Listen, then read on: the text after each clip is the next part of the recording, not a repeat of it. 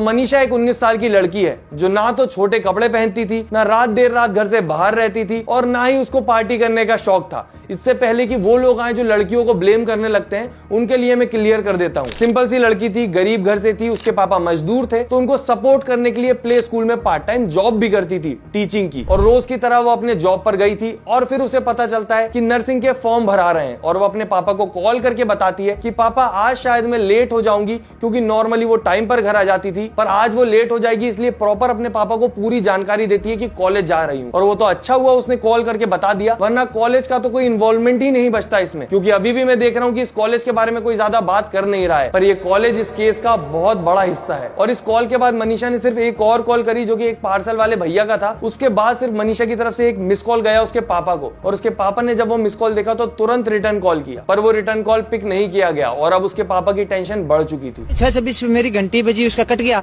फिर मैंने 6:26 मतलब पूरी नहीं हुई थी, कुछ सेकंड बची हुई थी, मैंने उसके साथ अपना फोन उठाया, साथ ही साथ कॉल किया तो फोन बंद था। कल रात में उसका फोन 12:04-5 के ऊपर ऑन हुआ है, उसके बाद बंद हो गया है। दोबारा हमने कॉल किया तो फिर स्विच ऑफ हो गया है। अब आप बोलोगे जब उसके पापा को टेंशन हुई तो पुलिस को कॉल करते या फिर खुद जाके देखते। उसके पापा ने दोनों काम किए, वो खुद भी गए वहां पर और उन्होंने पुलिस को भी कॉल किया और पुलिस आई भी। और जैसा कि जानकारी मिल रही है, जैसे ही पुलिस उस कॉलेज में पहुंची जहां पर मनीषा जा रही थी, तो पुलिस वहां पर 3-4 लोगों को देखती है, वहीं के कर्मचारी जो कि नशे में धुत थे।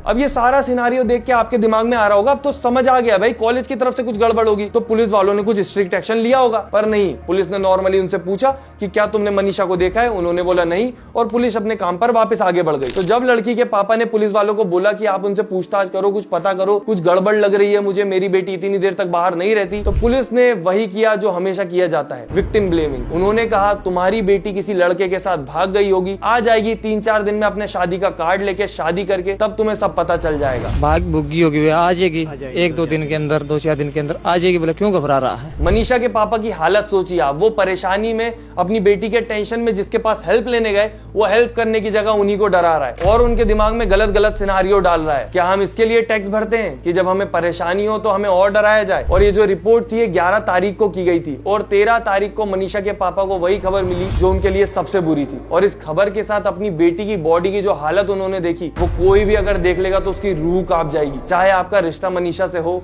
या ना हो। फेस पर स्किन नहीं है, जैसे तेजाब डाला हो। जिस नली से हम सांस लेते हैं वो सांस नली गायब है। जिससे हमारा खाना पेट में जाता है वो खाने की नली गायब है। किडनी नहीं है बॉडी में और शरीर से बच्चेदानी भी गायब है। आप सोच के देखिए, जब उसके पापा ने या उसकी फैमिली वालों ने ये सब देखा होगा तो क्या फील किया होगा। पोस्टमार्टम को मैं पढ़ नहीं पाया, इतना यानी भीतर के ऑर्गन गायब है। सच्चाई तो ये है, उसकी बच्चेदानी गायब है, उसकी किडनियां गायब है। 1-2 किलोमीटर के अंदर अंदर ऐसा क्या हो गया कि आसमान से अपराधी उतर गए?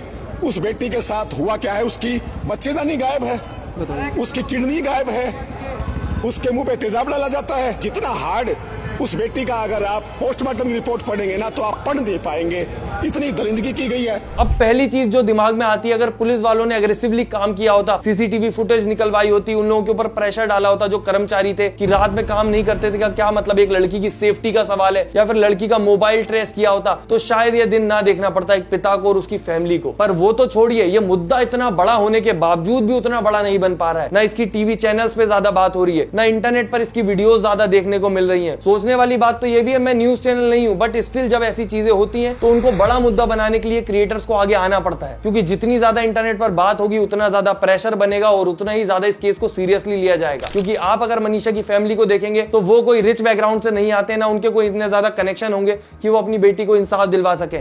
आपको और हमें ही आगे आना होगा। आज 19 तारीख हो चुकी है, 8 दिन बीत चुके हैं। इंसाफ के नाम पर वो जो पुलिसमैन थे, अलग अलग पोस्ट के, उनको ट्रांसफर किया गया है या फिर सस्पेंड किया गया है। और जो फाइनल रिपोर्ट आई है वो आपका नजरिया पूरे केस को लेकर एकदम ही बदल देगी। जो हमारे पास अब तक की रिपोर्ट आई है उसमें पॉइजन आया है और उसमें कोई उसको इंजरी के मार्क नहीं आए। जो सेक्टुअल एरियाज में उसके जो थे वो कुछ भी नहीं आया, सीमेंट नेगेटिव आया उसका। बाकी हड्डियां उसकी इरेगुलर थी, तो कोई शार्प वेपन का इस्तेमाल उसमें नहीं लगा। ये भी बताया गया है कि धारदार हथियार से भी हत्या की गई है, क्योंकि गला भी रेता गया है। वो उसमें धारदार हथियार की कोई भी एविडेंस नहीं। मतलब जितनी भी बातें चल रही थी कि उसके साथ पहले गलत किया गया फिर उसको खत्म किया गया, वो सारी बातें गलत हैं। इस रिपोर्ट ने सारी ही बातें झुठला दी हैं। इनका कहना है लड़की ने कीटनाशक खाकर खुद को खत्म कर लिया। अब यहाँ पर आप उस वीडियो को याद कीजिए जो मैंने आपको एकदम शुरू में दिखाई थी, जहां पर एक पिता पूरे भरोसे के साथ बोल रहा था कि मेरी बेटी ऐसा कर ही नहीं सकती। और आप अब ये वीडियो देखिए जो जो अभी रिसेंट में आई है। हमने जो कमेटी ने फैसला लिया है सारे समाज को इकट्ठा देख करके अपने हित में ही लिया है, और कमेटी का फैसला ये है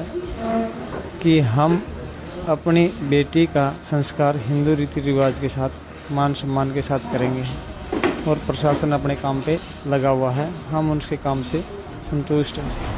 अब मैं कुछ नहीं बोल रहा, आप सोचिए, ये पिता जो अपनी बेटी को इंसाफ मिलने से पहले उसका अंतिम संस्कार करने को तक रेडी नहीं था कि जब तक मुजरिम नहीं पकड़ा जाएगा, केस खत्म नहीं होगा, मैं अपनी बेटी का अंतिम संस्कार नहीं करूंगा, उसकी बॉडी ज्यों की त्यों रखे रखूंगा। वो एकदम से रेडी क्यों हो गया? क्योंकि वो गरीब आदमी है, एक मजदूर है। प्रशासन या फिर जो लोग इस केस में इन्वॉल्व है उनके अगेंस्ट नहीं जा सकता, वरना जो बाकी फैमिली है उनका भी जीना मुश्किल हो जाएगा। और मैं जो वीडियो बना रहा हूँ मुझे भी परेशानी हो सकती है, बट स्टिल जो जरूरी है वो जरूरी है, क्योंकि एक इंसान को इतना मजबूर देखकर मैं अपनी आंखें नहीं फेर सकता। और अगर बात करें रिपोर्ट की, तो अगर उस लड़की को कीटनाशक खाना था तो अपने गांव में भी खा सकती थी, उसको वही गांव मिला। और कीटनाशक खाने के बाद जो उसके बॉडी पार्ट्स गायब हुए वो उसने खुद निकाले थे, खाने से पहले या खाने के बाद निकाले। और फेस की जो स्किन गायब है, जैसे तेजाब गिरा हो, वो भी उसने खुद कर लिया। और इन सब चीजों का जवाब मिलता है कि जंगली जानवरों ने किया है। ये सब सोच के देखिए आप एक बार, आपकी जो बुद्धि है वो शर्मा जाएगी। एक्चुअल दिमाग का काम ये होता कि कॉलेज से सीसीटीवी फुटेज निकाले जाते, पर नहीं, कॉलेज वालों ने बोल दिया हमारे पास फुटेज नहीं है, या जो है उसमें कुछ भी नहीं दिख रहा है, बट स्टिल एक्सेप्ट कर ली गई है। खाली वीडियोस एक्सेप्ट कर ली गई हैं। उन कॉलेज वालों स्टाफ ने कुछ भी किया है तो उन्होंने कैमरे की फुटेज बाद में दिखाई है अब तक? नहीं दिखाई दिखा दीजिए। वो टाइम मतलब 2 बजे के बाद 3 बजे तक बिल्कुल खाली दिखा दिया वो कैमरा। उन्होंने कुछ दिखाया नहीं है कुछ सर। नहीं दिखाया। और जिसमें मैं तो सर वो चिप गलनी चाहिए, मेरा तो चिप नहीं गली। पूरा दावा ये है खाली है कि वो कैमरा। उस